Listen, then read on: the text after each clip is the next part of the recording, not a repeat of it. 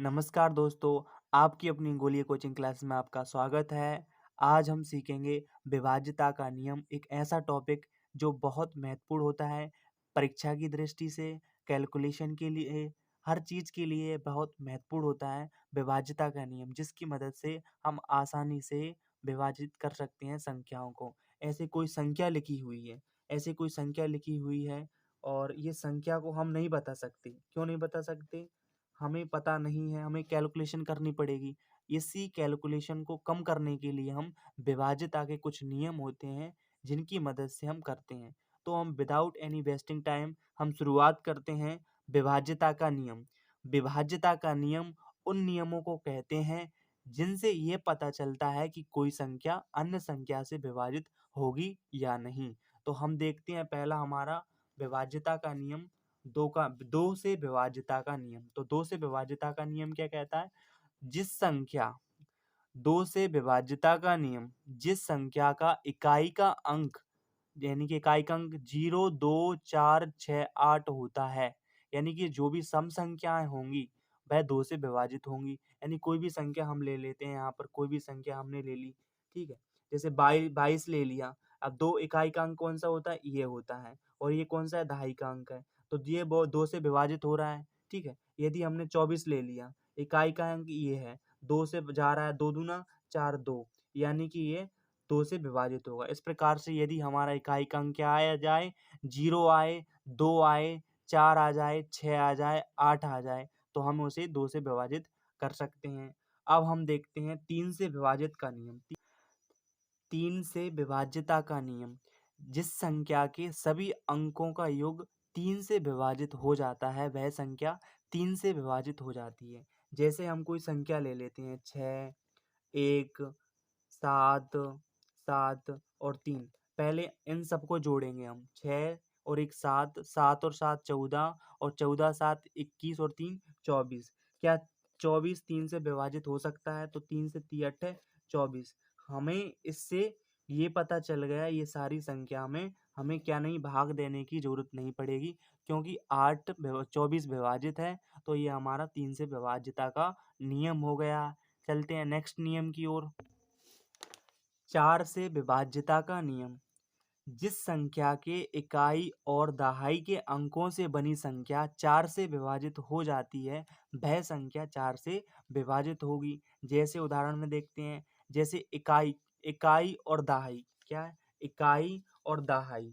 इकाई और दहाई के अंकों से बनी संख्या, यदि इन सब के अंकों से इकाई है ये और दहाई, दोनों से अंकों से मिलकर बनी ये संख्या क्या है? 24 बनी है। यदि ये 3 से कितने 4 से विभाजित हो जाएगी, तो ये पूर्ण संख्या विभाजित हो जाएगी। और इधर देखते हैं ये 60 है। यदि ये 60 इकाई और दहाई दोनों से मिलकर बनी संख्या 4 से विभाजित हो जाती है, पूरी वाली संख्या हो जाएगी। क्या 24 में 4 का भाग जा रहा है? बिल्कुल जा रहा है, क्योंकि 4 छीन 26 कितनी बार जा रहा है? 6 बार जा रहा है। तो ये पूरी की पूरी संख्या 4 से विभाजित हो जाएगी। इसी प्रकार से 60 में 4 का भाग देंगे, जा रहा है, तो 4 एकम 4 और बचेंगे 2, 4 पंचे 4, बचेंगे कितनी? 4 पंचे 20 तो 15, यानी कि 60 में जा रहा है 15 का, तो ये कितना 4 का भाग जा रहा है, तो ये वाली संख्या में भी विभाजित हो रही है। तो हमें इस पूरी संख्या में भाग देने की ज़रूरत नहीं है, क्योंकि ये पूरी विभाजित हो जाएगी। तो और दूसरा नियम भी है, जिस संख्या के इकाई और दहाई के अंक शून्य हो, वह संख्या भी 4 से विभाजित होगी। यदि यहाँ पर क्या इकाई और दहाई की अंक कैसे होंगे? 2 शून्य होंगी इकाई और दहाई में, तो वे 4 से कैसी होंगी? विभाजित होंगी। यदि यहाँ पे क्या है? दहाई और इकाई शून्य है, तो ये किससे विभाजित होंगी? 4 से विभाजित होंगी। अब हम देख लेते हैं हमारा 5 से विभाज्यता का नियम। और 5 से विभाज्यता का नियम कहता है, जिस जिस संख्या के इकाई का अंक 0 या 5 हो, वह 5 से विभाजित हो जाती है। यदि कुछ भी संख्या ले लेते हैं हम यहाँ पर, कितने ले लें? 62, 60 ले ली हमने। कितने ले लिए? 62, 60 ले लिए। तो 60 0 आ रहा है, यहाँ पर 0 आ रहा है, तो ये क्या संख्या? पूरी विभाजित हो जाएगी। 0 आएगा तो ये संख्या क्या है? 5 से विभाजित हो जाएगी। 5 से विभाजित हो जाएगी। यदि पीछे 5 इकाई का अंक कितना आता है? 5। इकाई का अंक 5 आएगा, तो 5 से पूरी संख्या विभाजित हो जाएगी। चलते हैं हमारे नेक्स्ट नियम की ओर। 6 से विभाज्यता का नियम, जो संख्या 2 और 3 दोनों से विभाजित हो वह संख्या 6 से भी विभाजित हो जाती है। यदि हम इस संख्या 2 से भी विभाजित हो रही है और 3 से भी विभाजित हो रही है तो ये संख्या किससे 6 से भी विभाजित हो जाएगी। ठीक है। यदि हम इसमें किसका भाग दें 3 का भाग दें तो 3 तरके 9 कितना आएगा 3 बचेगा कितना कुछ नहीं बचेगा। 8 में भाग देंगे 3 दूना 6 कितना बचा 2 20 हो जाएंगे। तो 3 18 फिर कितना बचेगा 2 तो ये 21 हो जाएंगे 30 7 21 और 3 दूनी 6 तो हमारा जी आएगा यानी कि 3 से विभाजित हो रहा है। यदि 3 या 2 तीनों और 2 से दोनों संख्या दोनों से विभाजित होगा तो वहाँ कौन सा होगा 6 से भी विभाजित होगा। इस प्रकार से हम 6 से विभाज्यता का नियम समझ चलते हैं नेक्स्ट क्वेश्चन की ओर। 7 से विभाज्यता का नियम दी गई संख्याओं में से अंतिम अंक में 2 का गुणा करके दी गई संख्या में से घटा देते हैं। इसमें क्या करते हैं इकाई का अंक है इकाई का अंक इसमें क्या है 133 को हम ले लेते हैं तो इकाई का अंक कितना है 3 है। 3 में क्या करेंगे हम 2 का गुणा कर देंगे 3 का गुणा 3 गुणा 2 कर देंगे। ठीक है तो कितना आ जाएगा हमारा 6 आ जाएगा।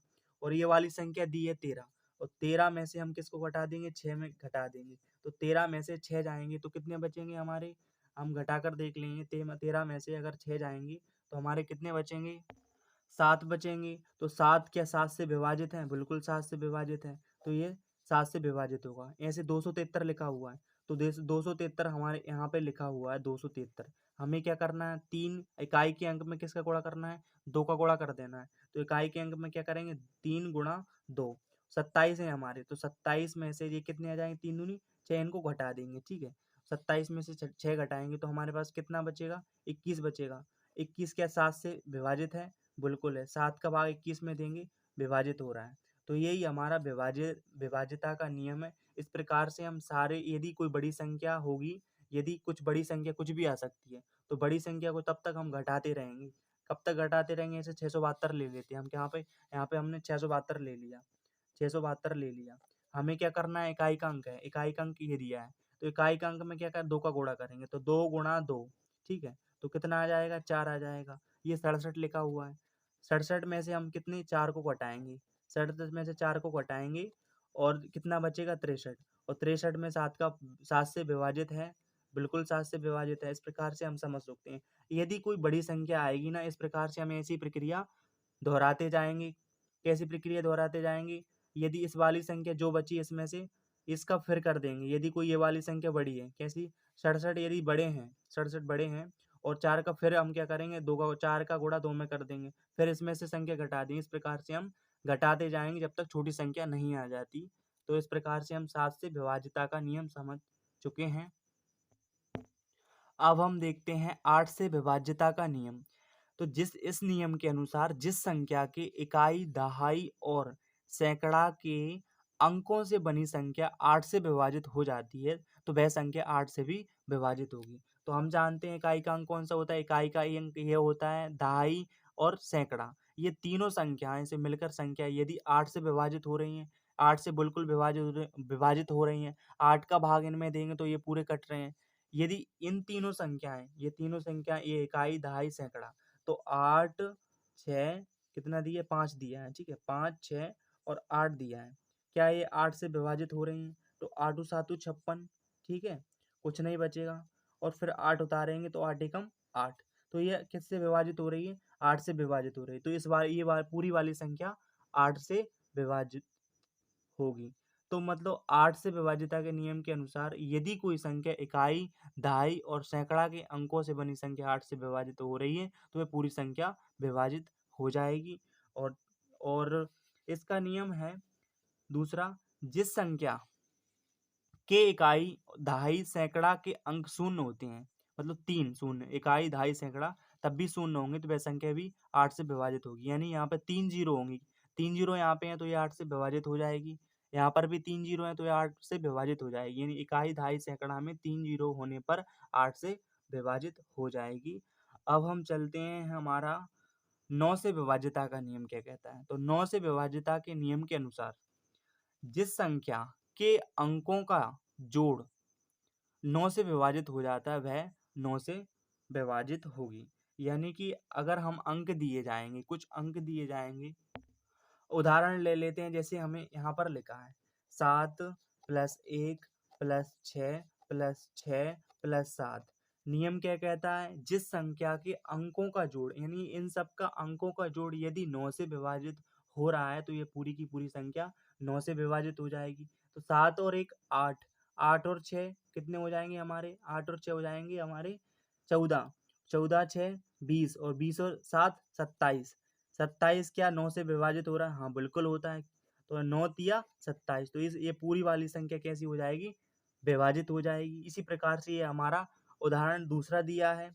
दूसरा ले लेते हैं 9 2 6 5 9 5। इन सबको जोड़ेंगे। 9 और 9 कितने हुए? 18 और 2 20, 20 5 और 5 10, 30 और 6 36।